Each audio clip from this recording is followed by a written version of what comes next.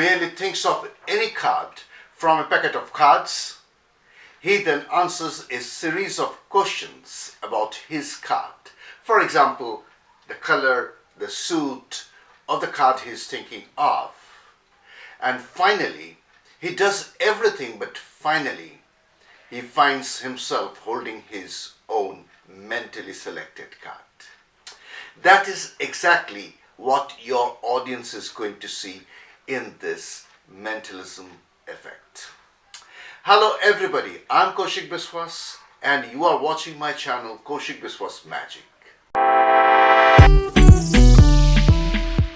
Every week I'm uploading several magic and mentalism tutorials on this channel.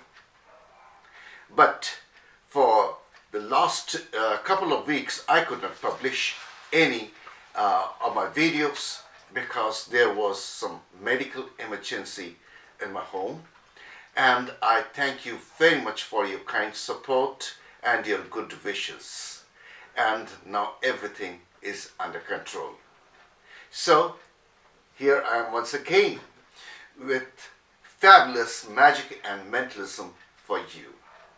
If you have come for the first time, or if you still haven't subscribed to my channel, I'll request you, please support me by subscribing my channel.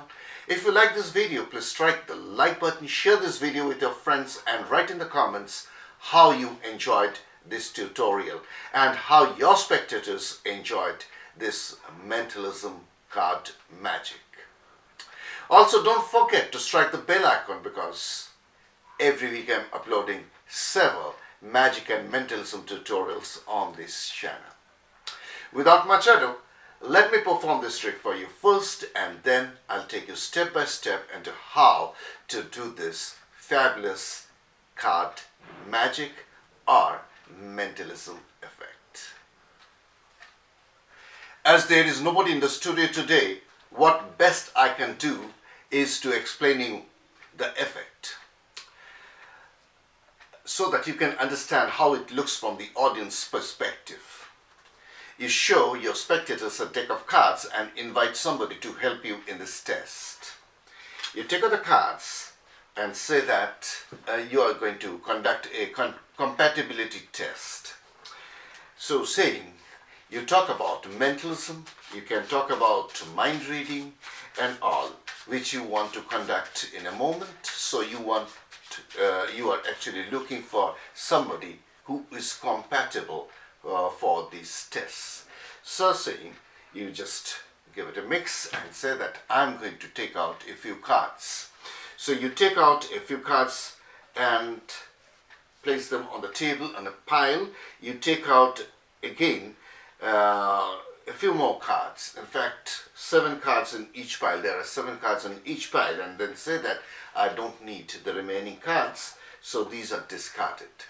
Now you explain very clearly to your assisting spectator that in a moment you are going to turn away and he has to choose any one of these piles.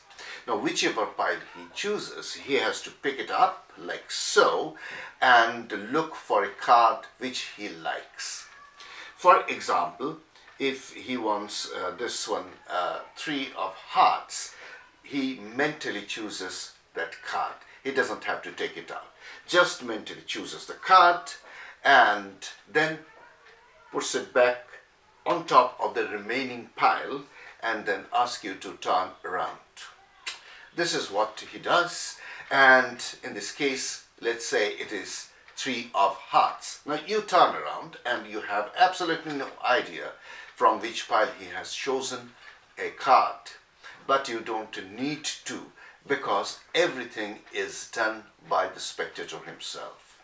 So you again explain that how impossible it is for you to know what card he is mentally thinking of.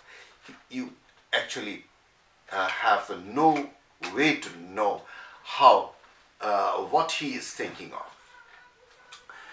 So saying, you say that now you want to ask him a series of simple questions about his card, and he has to answer them by spelling his answers, by dealing one card for each letter. For example, you ask him whether his card is a code card or a spot card. Let's say his card is a spot card, so he has to spell spot, S-P-O-T, like that, and then put the remaining cards on top. That is it. So you hand these cards over to him and you ask him some questions. For example, you first ask him whether his card is a red card or a black card. So in this case, his card is 3 of hearts, so it is a red card. So he spells red. He says it is red and he spells R-E-D and puts the remaining cards on top. Then you ask him whether his card is a spot card or a code card. So 3 is a spot card, not a code card, so he spells spot, S-P-O-T, and puts the remaining cards on top. Finally, you ask him whether his card is clubs, hearts, spades, or diamonds. Now his card is hearts, so he has to spell hearts, H-E-A-R-T-S. And you then say that, well, I'm going to ask you one last question, and that is the value of your card. You have to spell the value, not count the value. For example, in this case, his card is a 3, so he doesn't count 3 cards, 1, 2, 3. No, not like that. But he has to spell 3, T-H-R-E-E. So he spells 3 and he holds the cards in his hand. And you ask him to pick up the top card and hold it in the other hand. And finally, you ask him what card he is mentally thinking of. And he will say that he is thinking of 3 of hearts. He turns his hand, and he finds that he is in fact holding his selected card, 3 of hearts. Fantastic. Now, let us get into the secret of this fabulous mentalism test. I hope you liked the effect, and this is not my creation. It is a creation of Peter Duffy, and I have just added my own presentation to it, and it is completely self-working card magic. For this, you need a small setup, a setup of 14 cards, which you need to set up beforehand. Not you can't do it in front of the spectators, but if you are performing in a very casual setup, as you are performing other tricks, you can manage some secret moment as you are talking to your spectators. You can arrange these cards, but it is a very simple setup. So the first card is the Queen of Diamonds. You can see that it is Queen of Diamonds. On top it is the 7 of Spades, King of Hearts, 8 of Hearts, 4 of Diamonds, King of Clubs, 3 of Clubs, 8 of Diamonds, 8 of Spades, 4 of Hearts, 3 of Hearts, Jack of Diamonds, Jack of Clubs, 5 of Spades. So these are the cards. Just you can pause the video and have a look at the cards. This is the setup. The bottom card, when the cards are facing up, the bottom card should be the Queen of Diamonds, and the top card should be the 5 of Spades. And this is the setup you need. Now you close the setup, put it on top of the remaining mixed up condition cards. These cards are in any order, so you put them on top and put them in the tuck case, and you are ready for the performance. During performance, you just take out the cards from its tuck case and give some false shuffles. Actually, you are shuffling the cards, but you are not disturbing the top setup. the top 14 cards remains intact. So what I do is I just shuffle the cards like so, and as I'm nearing the top of the deck, I just put them back on top.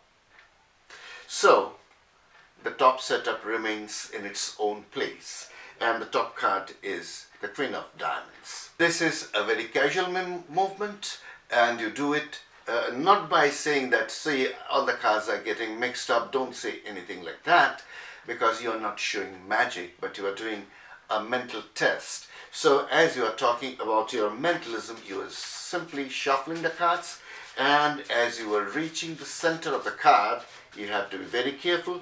Put these cards back on top, and you are ready for the performance. Now you take 2 piles of cards from the top. That is 14 cards. There should be 7 cards in each pile. So you take the top 7 cards like so and put them here. There is no secret move at all. You can do it very openly. And there are 7 cards here. 1, 2, 3, 4, 5, 6, 7. But you have to be careful. You don't count them one at a time. That will reverse the order. We don't want that. So you take 3 cards, then again 3 cards and 1 card, and this is pile number 1. You do the same thing with the next 7 cards, and you put them here. The remaining cards are not needed. Now you explain to the spectator what he has to do. Now you have to be very clear, and you have to be very sure that he understands what he has to do. You turn away, and he has to choose any one of these piles. Let us say he chooses this pile. Look through the cards without mixing up, of course. You just show them what he has to do. He looks through the cards and chooses any card. Now, let us say he selects the 4 of diamonds. In this case, he chooses. He doesn't have to take out. He just mentally chooses the card 4 of diamonds and puts this pile on top of the remaining pile on the table. Now, he says that he has done. You turn around, and as you turn around, you casually talk to him once again and casually give a shuffle. But it is very important how you do the shuffle. As you say that, I have absolutely no idea as to what card you are thinking. You just peel off 1 card and peel off 1 card with your thumb and put these cards on top, and then say that it is really impossible. Is there any possible way for me to know what card you are thinking of? And as you say this, you peel off 4 more cards. 1, 2, 3, 4. This should be a very casual action. Is it possible? The spectators will say no. Then say, yes, it is really impossible, but I'm not going to find out your card. So saying, you peel off 2 more cards. 1, 2, and then drop these cards on top. That means you first peel 1 card, you talk again, you then peel off 4 cards, and again place the remaining cards on top, and then you peel off 2 more cards and put the remaining cards on top, then put it on the table. Now your setup is ready for the final revelation. Now everything can be done by the spectator. You hand this over to him and ask him that, no, before that you just give an example that you are going to ask him a series of questions about his card, and he has to answer them correctly by spelling the cards, by dealing 1 card at a time. So you say that, for example, you may ask him whether his card is a spot card or a code card. Now let us say that his card is a spot card. So he spells spot, S-P-O-T. Now this you do physically. This is required. And you put the remaining cards on top, and then you hand this over to the spectator. Now it is ready for the final revelation. Now you ask him whether his card is a red card or a black card. Now in this case, since he is thinking of 4, So four of diamonds, it is red card. So he says R-E-D, he says red, and he spells red. Now you ask him whether his card is a spot card or a code card. It is a spot card. So he says spot card. So he spells S-P-O-T, drops the cards on top, and you ask him whether his card is clubs, hearts, spades, or diamonds. His card is diamonds, so he spells diamonds with an S. The S at the last should be added. D-I-A-M-O-N-D-S. He puts these cards on top, and finally you ask him what is the value of his card. He will say 4. So he has to spell 4, F-O-U-R, and you tell him to take the top card, hold it in the other hand, tell me the truth, what is the card in your mind? He'll say 4 of diamonds. He turns it over and it has to be 4 of diamonds. It works every time. It works every time if you follow the procedure. But don't go away. There are some important points which I want to share with you, which you need to know. For example, let us say he chooses a court card. Now, if he chooses, say, Jack of diamonds, finally he doesn't have to count 11.